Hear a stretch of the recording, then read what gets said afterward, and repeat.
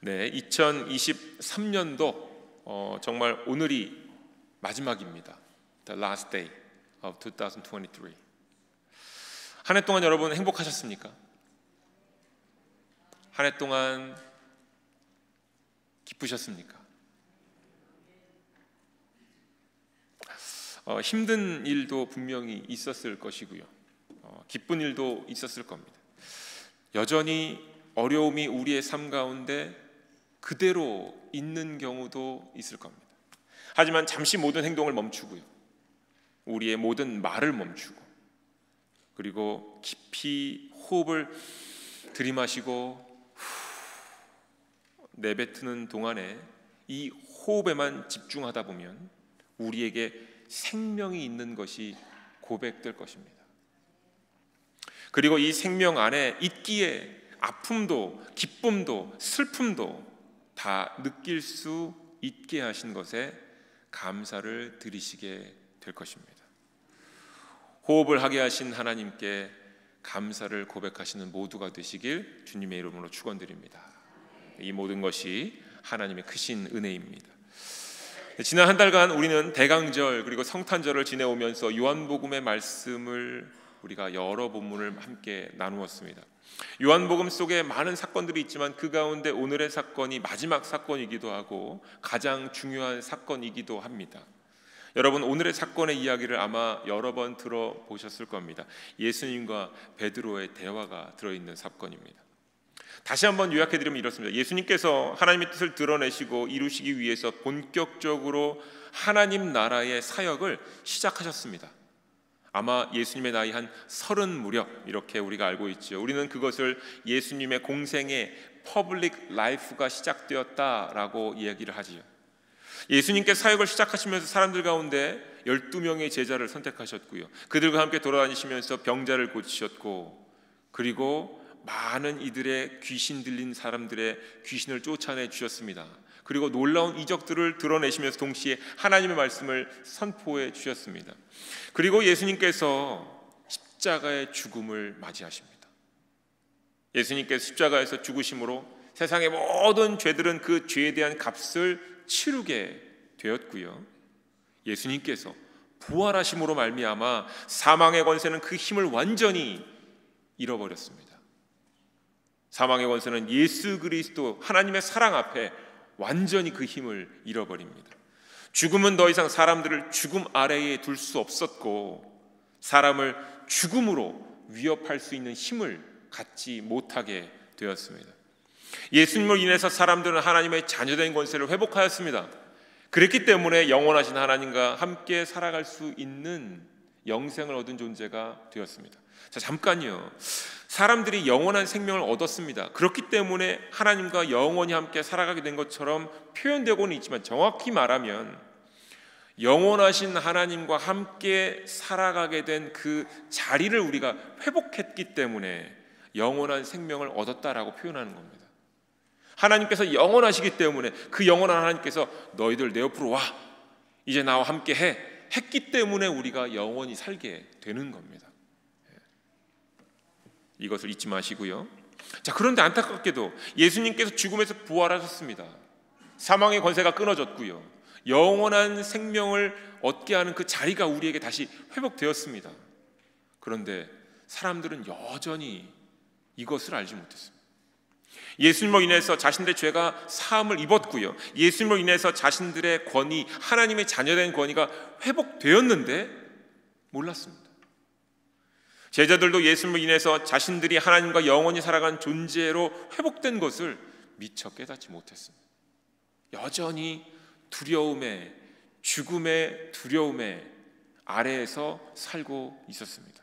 자, 이러한 상황에서 예수님께서 제자들 앞에 나타나신 겁니다. 그리고는 제자들에게 다시금 말씀을 전하십니다. 예전보다는 훨씬 짧은 순간이지만 예수님과 나누는 대화, 예수님을 직접 보고 만져보고 예수님과 함께 교제를 나누면서 제자들이 깨닫기 시작합니다. 부활하신 예수님을 통해 다짐하기 시작합니다. 아, 우리는 이제 사망의 권세로부터 풀려난 자가 되었구나. 부활하신 예수님을 보니 우리도 그 모습으로 부활하겠구나. 정말 부활은 있는 것이구나. 그러고는 다시 마음, 믿음을 가다듬고는 이제 예수님께서 하신 말씀 그대로 한번 살아봐야 되겠다, 이런 결단을 하고 하루하루를 살기 시작합니다. 로마에 대한 두려움, 유대인들에 대한 두려움이 사라진 것은 아니지만 예수님의 죽음과 부활을 직접 목격했기 때문에 이제부터는 예수님의 가르침대로 살겠다라는 다짐이 견고해지기 시작합니다. 그리고는 그 믿음 가지고 하루하루를 살아가는 자들이 됩니다. 자, 마태복음에서는요, 예수님께서 마지막에 제자들에게 유대와 사마리아 땅끝까지 이르러 내 증인이 되리라라고 말씀하셨고요, 마가복음에서는 복음을 전파하라라고 말씀하시면서 예수님이 하나님의 아들이시고 구세주이심을 증거하라, 이렇게 말씀하시는 것입니다. 그리고 이와 마찬가지로 누가복음에서는 예수님의 그 공생의 3년 동안의 삶을 다 나누어 증거하고 나누어 전해주고 가르쳐주고 믿게 하라라고 말씀하십니다. 자, 그리고 오늘의 본문 이 요한복음인데요, 요한복음에서는 이와 같은 말씀을 동일하게 비슷한 말씀을 하셨는데 그 표현이 조금 독특합니다. 예수님께서 베드로에게 이렇게 말씀하시는 겁니다. 내 양을 먹이라. 이 딱 세 단어에 모든 내용이 다 들어가 있습니다. 내 양을 먹이라. 예수님의 공생에서 하셨던 그 3년간의 모든 말씀과 행동들을 너희가 먹은 대로 그들에게 먹이라라는 겁니다. 자, 그런데 이 말씀을 하실 때 상황이 조금 독특하죠. 우리가 눈여겨볼 만합니다. 예수님께서 디베라 호수에서 제자들에게 나타나셨어요. 그런데 이 호숫가에서 제자들은 무엇을 하고 있었느냐? 다시 어부 일을 하고 있었습니다. 예전으로 돌아갔습니다. 그리고는 물고기를 낚는데 물고기가 여전히 잡히지 않습니다. 그때 예수님께 나타나셔서 그물을 던지라 했더니 정말로 그물을 던진 대로 물고기가 많이 잡혔습니다. 자, 이 상황 낯설지 않으시지요? 네, 예수님을 누가복음에서 제자들이 처음 만났을 때 상황입니다. 그때 상황과 너무나도 흡사합니다. 마치 예수님께서 십자가에서 돌아가실 때 제자들이 예수님을 다 모른 척하고 떠났던 것, 예수님은 그거 너무 잘 알고 계신데 제자들 너무 잘 알고 있죠. 그래서 마침 예수님께서 이때 나타나셔서 이들에게 처음 만났을 때 상황 속에서 다시금 이들을 만나시려고 일부러 이와 같은 장면을 연출하신 게 아닌가 생각이 듭니다. 마치 무엇입니까? 기억하기 싫은 것, 지나간 과거들, 되돌리기 싫은 과거들, 그럼에도 불구하고 어쩔 수 없이 과거로 돌아갈 수밖에 없었던 그들, 처참하게 가슴 치며 옛 일 떠올릴 때마다 속상해하는 그들, 마치 이 자리에서 다시 예수님께서 그들의 지난 과거를 떠올리게 하시면서 동시에 내가 오늘 다시 리셋 시켜주겠다 하는 것처럼 다시 새롭게 시작하시려는 듯 처음 만났을 때를 재현해 주셨습니다. 자, 그리고는 이제 베드로와 1대1로 앉아서 대화를 시작하십니다. 요한의 아들 시몬아, 내가 나를 사랑하느냐라고 3번 이 질문을 하십니다. 이게 너무나도 중요한 사건입니다. 자, 성서학자들이 이 안에 사용된 단어에 집중을 합니다. 앞에서 2번 예수님께서 내가 나를 사랑하느냐라고 했을 때 이 사랑이라는 단어가 헬라어로는 아가파오입니다. 아가파오, 무조건적인 사랑입니다. 그러니까 예수님께서 내가 나를 무조건적으로 사랑하느냐라고 물으신 거고요. 그때마다 베드로는 내가 주님을 사랑합니다라고 했는데 여기에서 사랑은 헬라어로 필리메오입니다. 필리오메. 그래서 이것을 영어로 번역하면 friendship입니다.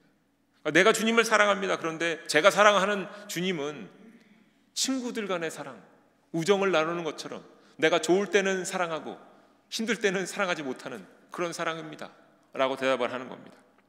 자, 우정과 같은 이 사랑, 예수님께서는 베드로에게 무조건적으로 사랑하냐 물으셨는데 베드로는 우정 정도의 사랑을 대답했습니다. 이 예수님께서 3번째 질문에 내가 나를 사랑하느냐 하는 질문에서 이 사랑이라는 단어를 아가파오에서 필리오메로 바꿔주십니다.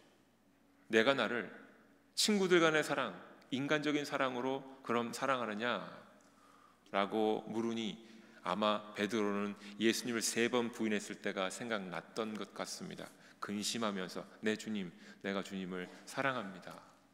내가 주님 부정했지만, 외면했지만, 제가 그 정도 인간밖에 안 되지만 그럼에도 불구하고 그 사랑으로라도 예수님을 사랑하기를 원합니다.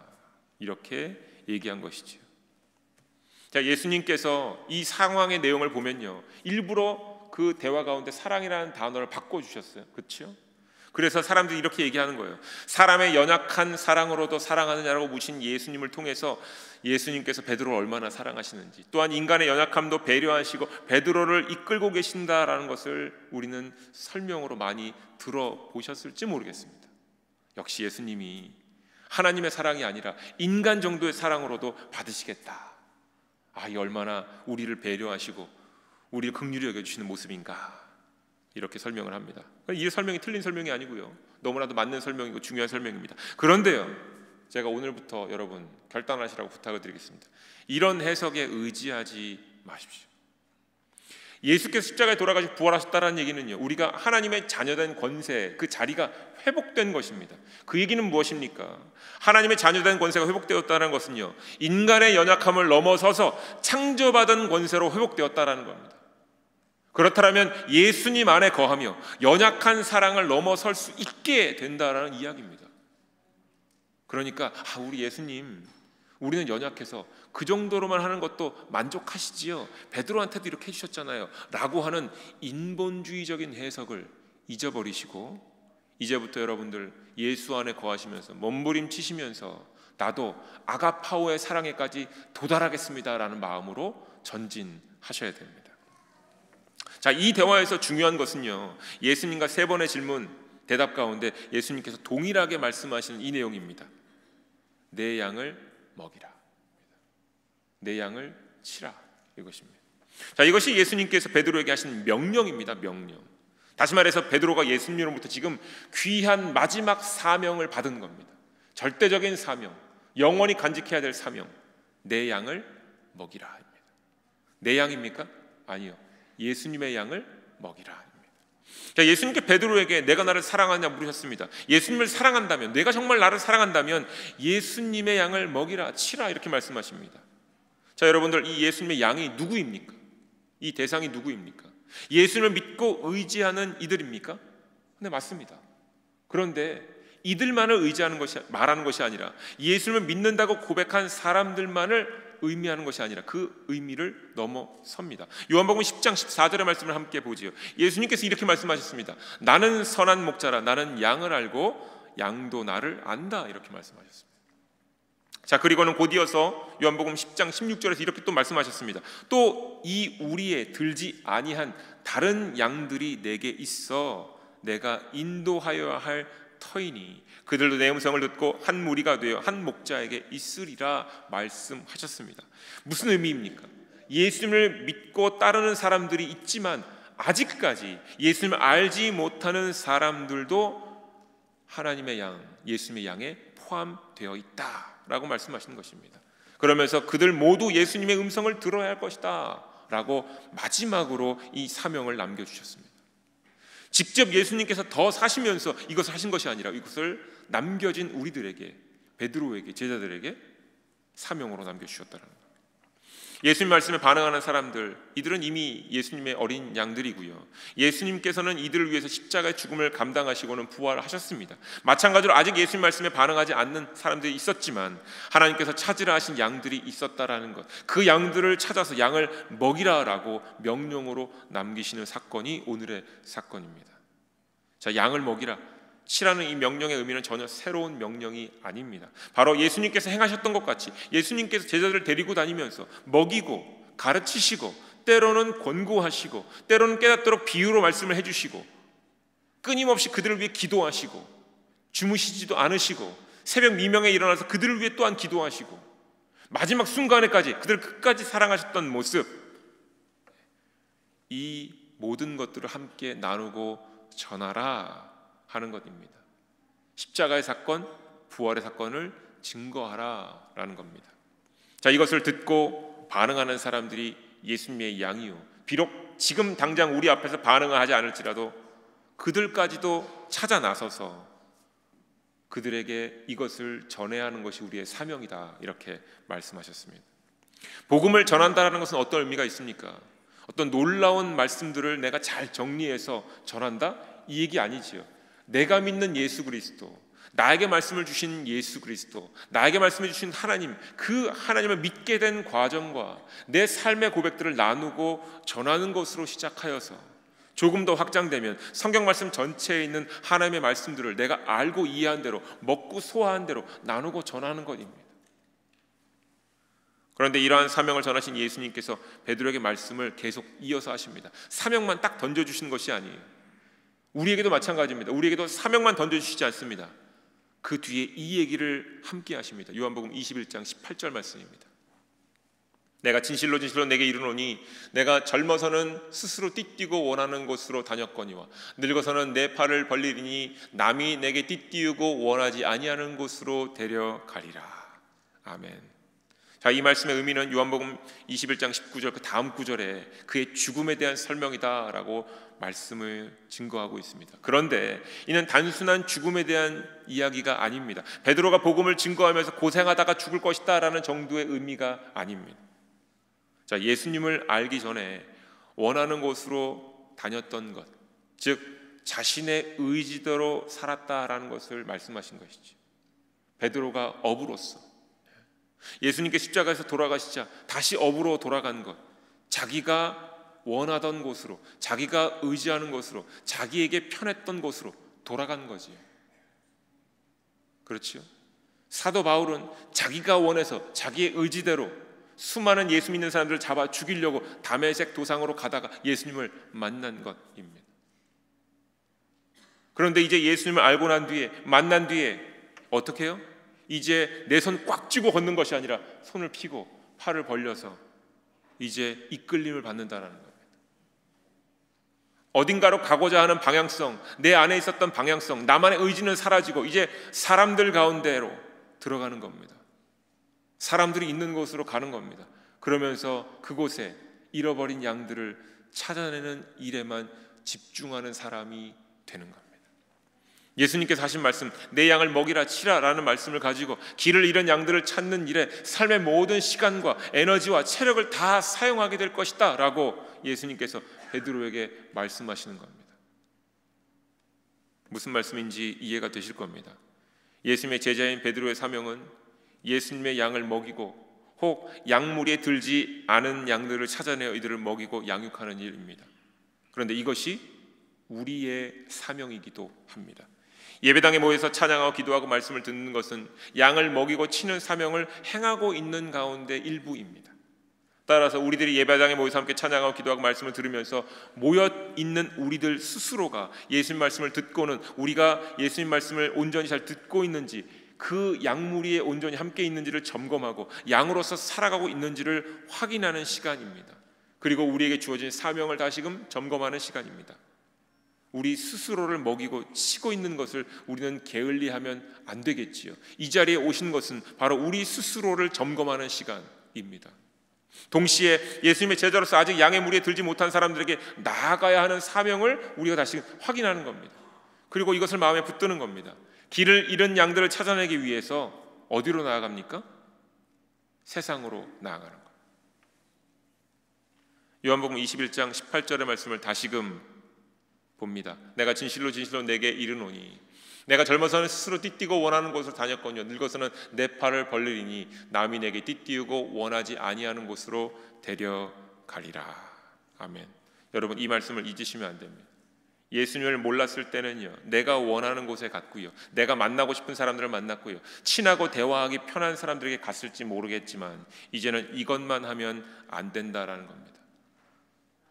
오늘 설교에 준비되지는 않았지만 갑자기 드는 생각, 원래 갑자기 드는 생각은 절대 얘기하면 안 되는데 원칙입니다. 어떤 영적인 유혹일지 모르니까요. 우리 속해는 절대로 헤어지면 안 됩니다. 우리는 너무 잘하고 있어요. 저는 저 속해는 안 갈 겁니다. 저는 여기가 너무 좋아요. 우리가 너무 좋아요. 여러분, 원하는 곳, 편한 곳, 만나고 싶은 사람, 친하고 대화하기 편한 사람들에게 우리가 있다면 다시 한번 생각해 봐야 돼요. 혹시 지금 우리 교회 안에 길 잃은 어린 양들이 있는 속회가 있나? 나도 그곳에 가서 복음을 증거하고 삶을 나누고 싶다. 불편하지만 가야 되지 않는가? 불편하지만 나 여기 남아 있어야 되지 않는가? 이런 것 있어야 되지 않겠습니까? 팔을 벌려서 남들을 향해 나아가는 것, 내가 뭔가 꽉 쥐고 내 쪽으로 끌어당기는 게 아니고요, 팔을 펴고 가는 겁니다. 복음 하나 들고 가는 겁니다. 편한 것을 넘어서서 불편한 장소에 나아가야 하고요, 쉬운 것을 넘어서서 어려운 일들을 감당해야 하는 겁니다. 이 가운데 예수님을 잃은 양들을 찾아내고 그들에게 복음으로 먹이고 보살펴야 하는 것입니다. 그러다 보면요, 육신이 힘들 겁니다. 마음도 힘들 겁니다. 사명을 감당하다 보면요, 우리의 영도 지치게 될 것입니다.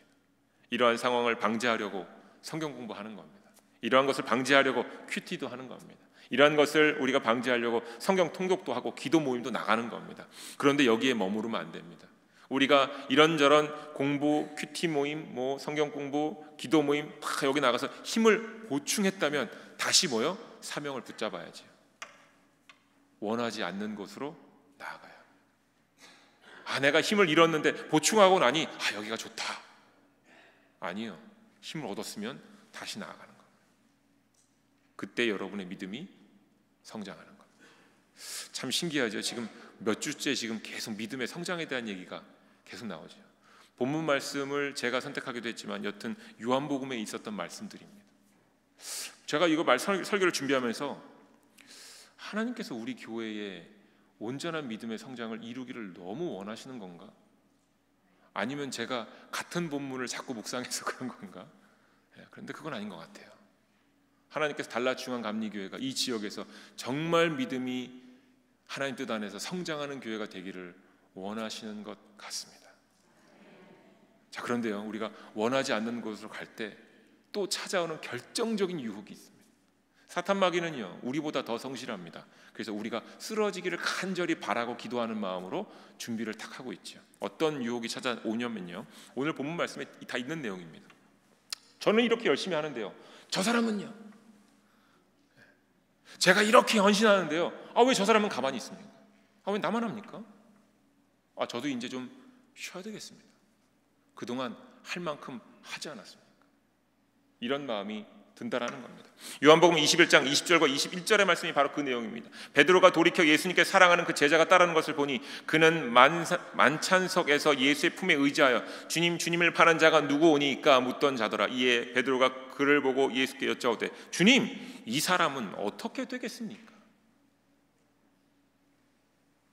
자, 베드로가 사도 요한, 어린 사도 요한을 봤다고 주장하기도 하고요, 또 베드로가 부활한 가룟 유다를 봤다고 얘기도 합니다. 학자마다 의견이 조금 분분하기도 합니다만, 자, 예수님을 따라서 사명을 감당하다가 찾아오는 유혹 가운데 절대적으로 우리가 이겨내야 될 유혹이 바로 이겁니다.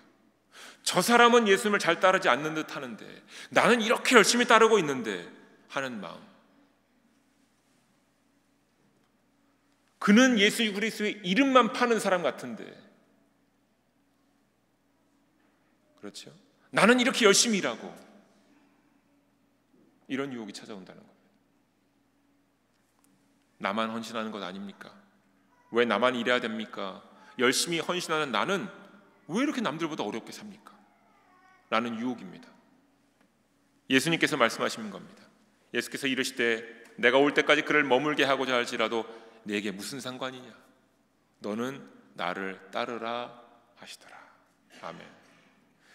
베드로가 사도 요한을 보았던 것인지 가룟 유다를 보았던 것인지, 중요한 것은 지금 베드로가 누군가와 나를 비교하고 있다는 겁니다. 영적으로, 육적으로 누군가와 비교하고 있는 것. 예수님의 제자요, 예수님의 사명을 감당하는 사람이 반드시 피해야 할 유혹은 바로 나와 남을 비교하지 말아야 하는 것입니다. 남과 나를 비교하는 순간 그 신앙은 자라나지 않습니다. 남과 나를 비교하는 순간 신앙은요, 너무 안타깝지만 뒷걸음지기 시작합니다.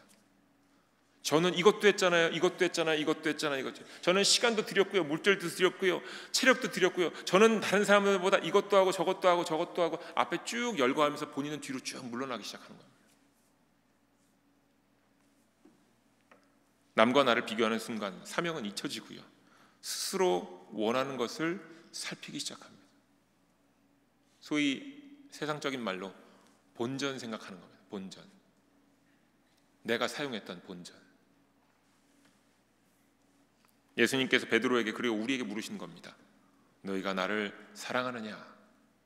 지난주에도 말씀을 드렸습니다. 하나님의 사랑은요, 인간이 만들어낼 수 없는 종류의 사랑입니다. 하늘 보좌 버리고 이 땅에 오신 예수님, 수많은 고난과 고초를 당하시면서 어떻게든 사람들에게 회개의 열매를 맺게 하시려고, 또한 수많은 그 생명들에게 회개를 얻게 하시려고, 생명 얻는 회개까지 이르게 하시려고, 또한 하나님 아버지 앞에 서서 하나님의 아버지의 인도함을 받게 하려고 예수님은 사람들의 이 모든 것들을 허락하게 하시려고 당신의 것은 다 포기하시고 심지어 좌절과 절망의 자리에, 그 누구도 앉고 싶어하는 그 자리에 앉으셨습니다.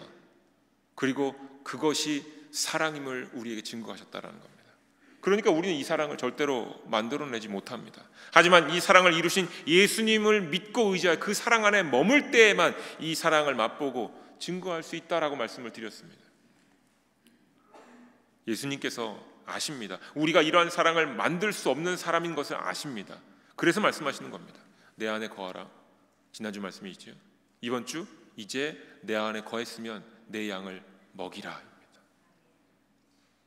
예수님께서 우리를 먹이시고 보살피셨던 것처럼 우리를 바라보시면서 눈물도 흘리셨고 불쌍히 여기셨고 또한 긍휼한 마음으로 그들을 끌어안으셨던 것처럼 우리도 우리의 이웃을 먹이고 보살피라고, 그들을 바라보면서 긍휼의 눈물을 흘리고 그들을 향해서 기도하라고 말씀하시는 겁니다.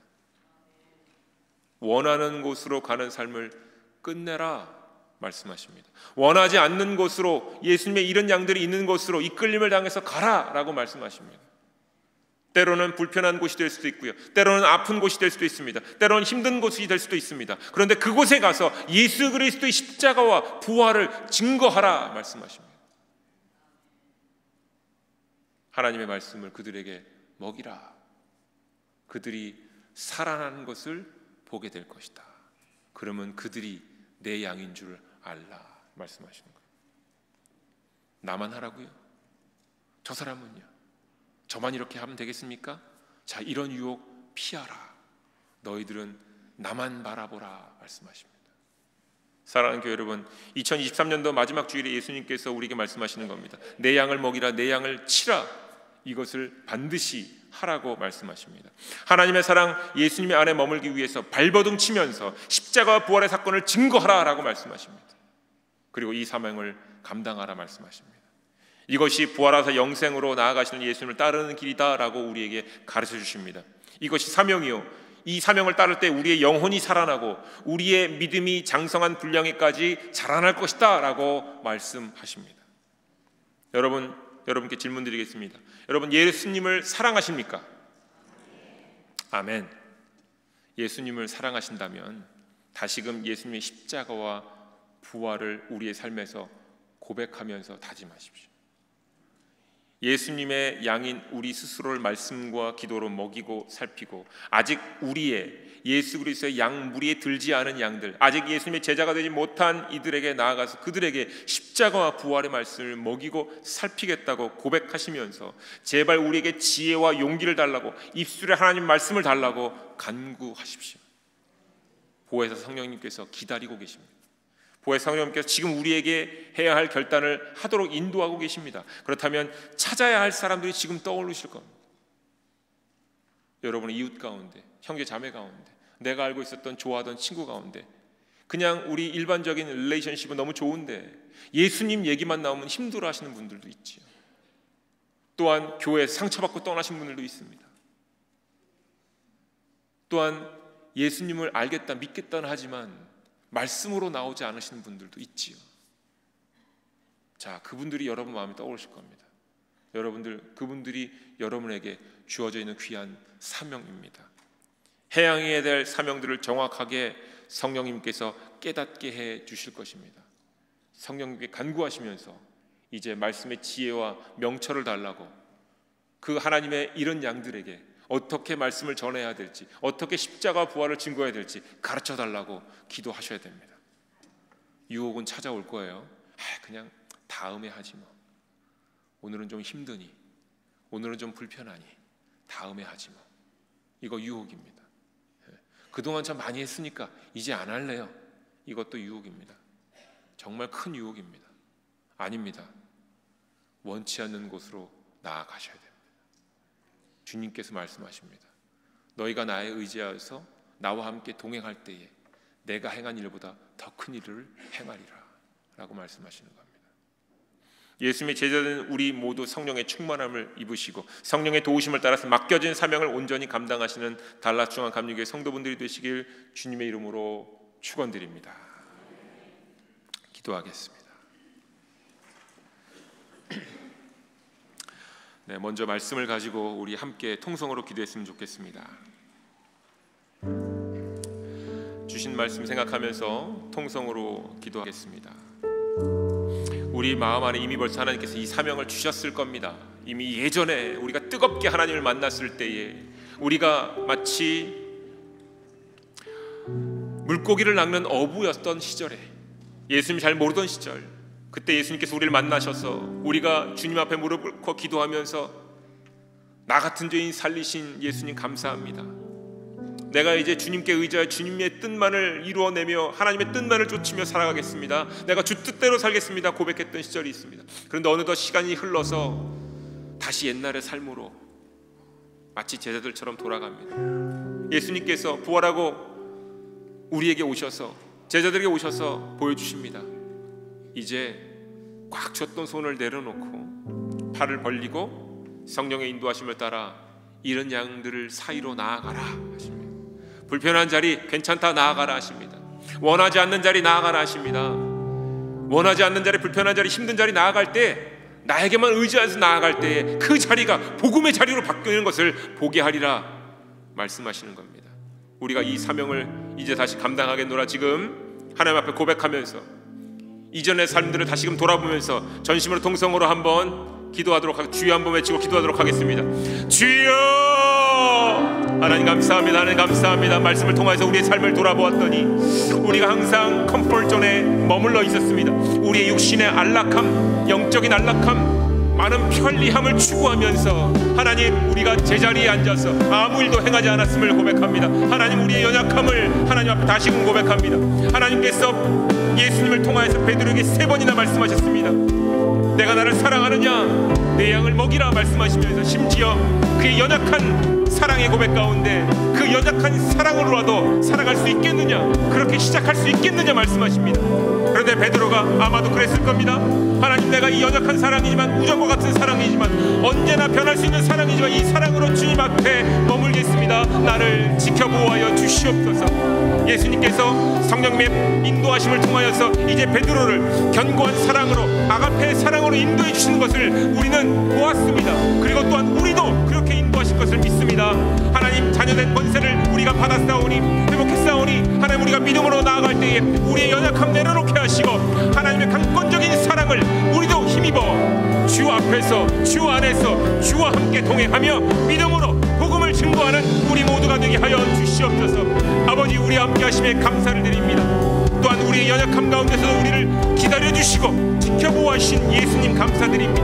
성령님 지금도 말씀으로 우리를 깨닫게 하시니 감사드립니다. 이제 우리가 원하지 않는 것 팔을 벌려 우리 두 손을 피고 하나님의 잃어버린 양들 예수께서 우리에게 남겨주셨던 그 고난을 우리가 함께 짊어지고 나아가겠습니다.